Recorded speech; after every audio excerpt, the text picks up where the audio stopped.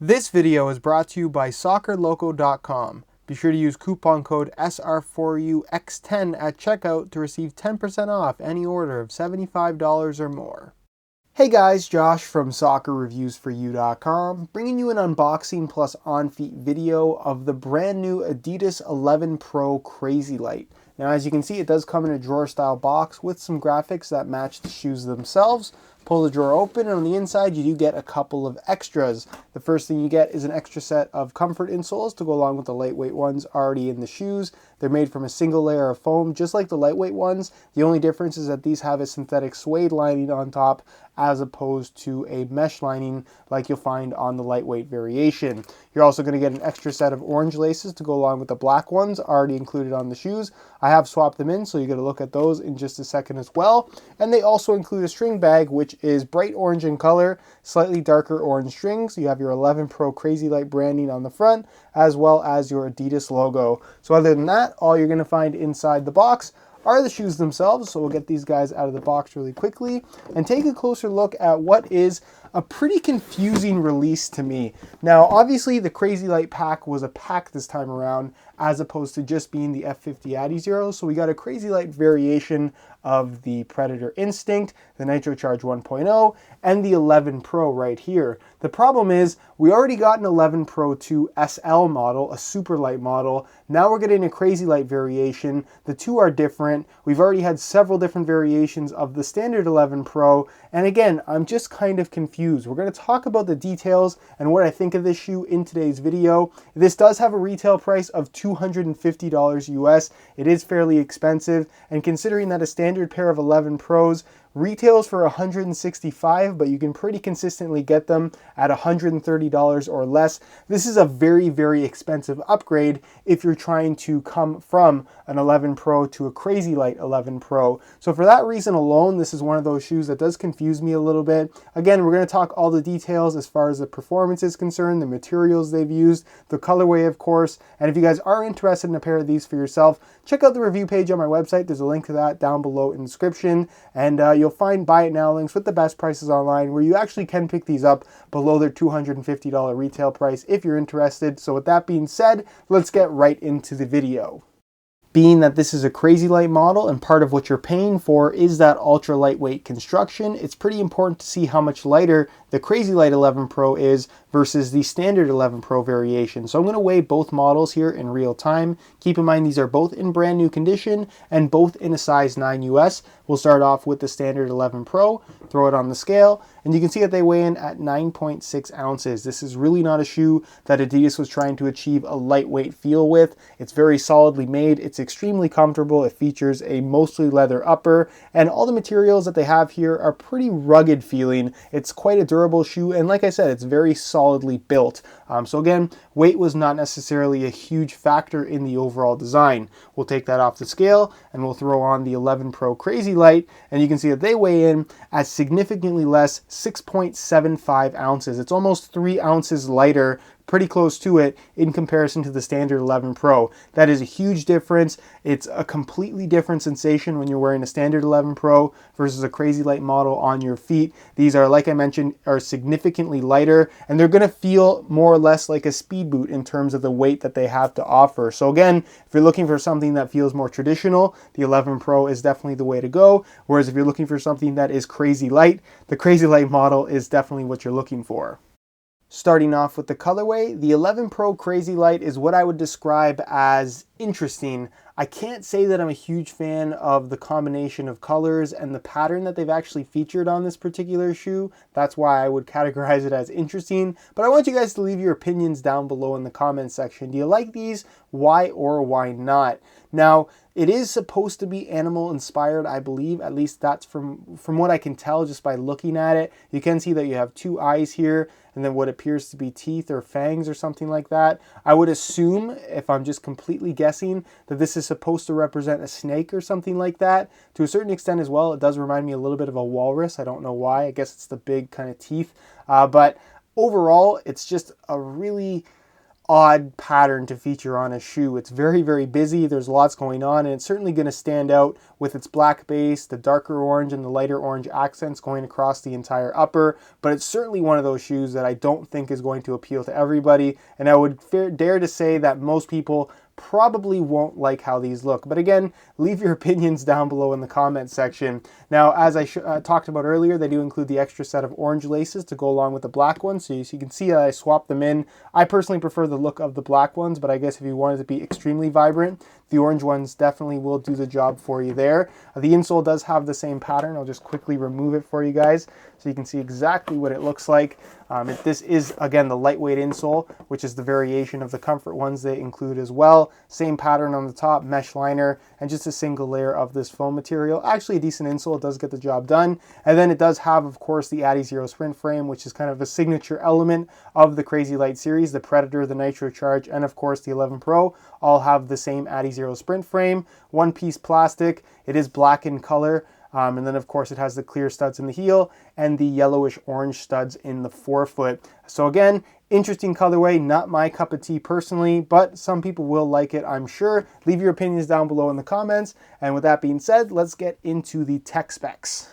Moving on to the upper, this is where the CrazyLight 11 Pro gets really, really confusing. Just based on holding the shoe in my hand, reading all the information I possibly could online, and I'm still not 100% sure on what this upper actually is, and I'll explain why in just a second. Now with the standard 11 Pro, what you're getting is pretty straightforward. It's a calfskin leather upper with a bit of a twist in that there are some memory foam inserts in the forefoot area here. It makes for a thicker, more padded sensation than you would normally get from a standard leather upper, but overall, if you're looking for something that is traditional, very cushioned on the ball, this shoe is definitely going to deliver that type of a feel. Now with the CrazyLight 11 Pro, you're going to notice right off the bat that it does not have that clean leather grain finish to the upper. It also does not feature the same stitching pattern. It has the exact same stitching pattern as what we found on the Battle Pack 2014 World Cup version of the 11 Pro, which, as you guys all know, and I'll leave an annotation on screen to that video, is not made from natural leather. It was a hybrid touch shoe. Now, if you look at that shoe versus the CrazyLight 11 Pro, you have the exact same stitching pattern, a very similar, if not the exact same thickness to the upper, the same overall feel to the upper, and also like that hybrid touch variation of the 11 Pro, no seams right here. You're going to notice that on pretty much any leather shoe, and especially the 11 Pro, considering this is supposed to be a variation of this model, you have stitching around the midfoot where there actually is a split in the material. Something has to come together in order for the upper to remain completely smooth, and you can see that the actual Adidas stripes are embroidered into the shoe, and it's an overlay material. On the CrazyLight 11 Pro, you're going to notice that there's no seams, there's no overlay materials. It appears to be one piece. You have embossed Adidas logo, so they actually pressed it into the upper. That's something you can't really do with a leather material. And you're also going to notice that there's definitely variation coming from the front portion,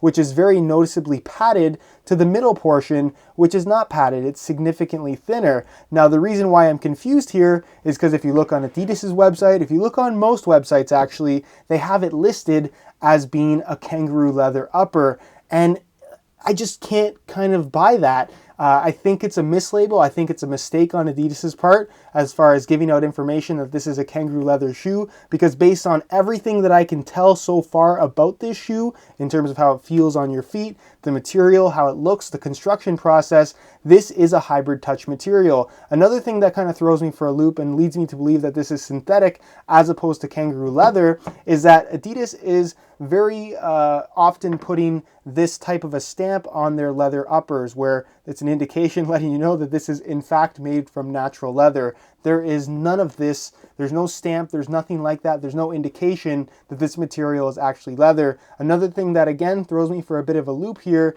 is that you wouldn't be able to print this type of a finish on top of a natural leather material, just because it would flake off and go horribly wrong very, very quickly. So again, while it's listed as kangaroo leather, I'm 99% sure that it's not actually leather, but is in fact hybrid touch synthetic. It's also part of the reason why this is going to be a little bit lighter than what you're going to find from a natural leather upper. So again, while it's listed as kangaroo leather, I'm pretty sure it's actually made from hybrid touch. So moving forward now, the hybrid touch you get here is actually pretty nice. It's got a decent padded feel in the front that is definitely going to mimic the sensation of being natural leather. The midfoot, like I mentioned, is significantly thinner. It does not have that same padded sensation that you're going to find at the front portion of the shoe. The tongue is nice padded. It's got a memory foam insert basically running from there to there. So it's got a good thickness. It's going to match this thickness of the upper, where again, you have a thinner feel through the midfoot. So it's not going to be overly thin, which is kind of what you would expect from a CrazyLight shoe, but that doesn't seem to be the case here. Central lacing system, as you can see, they still include that extra lace hole, which I personally like. Helps to lock your heel in place in the shoe if you really want that nice snug fit. And the same cut for the most part in the heel area as well. Moving on to the lining material, you can see that it is made from a synthetic suede material. So again, the comfort is going to be pretty good. And again, that's pretty much it as far as the upper is concerned. This is natural leather. This is labeled as natural leather, but it appears to be synthetic. So take it for what it is, guys. I'm just trying to give you guys the facts. I want to be as honest as possible. And while this is labeled as kangaroo leather, I'm just very, very doubtful that it actually is. Just to give you guys another look right here, you can see the actual material, the actual side of the material. And again, that's just not what leather would look like. That's what leather would look like. And this is, as I mentioned, completely different. It definitely does seem to be a synthetic material. As far as the sole plate and stud pattern is concerned, again, you're getting some pretty significant variation between the two models. With the standard 11 Pro, you're getting their comfort frame construction, which is a thicker, more flexible plastic material, and then the new 11 Pro stud pattern, which is a slight variation of the standard kind of typical Adidas stud pattern we've seen over the last couple of years. Instead, you have smaller triangular studs as opposed to larger ones, and 4 across the lateral side of the shoe as opposed to 3. But other than that, it's kind of a modern take on a classic stud pattern where instead of the studs being conical in shape, they're triangular with rounded edges, and the overall performance is good. It's a low profile, very stable stud pattern that provides good all-around traction as well as maneuverability when planted. With the CrazyLight 11 Pro, you're getting the one-piece sprint frame taken from the F50 Adidas 100% made from plastic with the built-in external heel counter. You have the MyCoach compatibility, which you would not normally have on the standard 11 Pro. And then, of course, the Adidas stud pattern with the triangular studs in the heel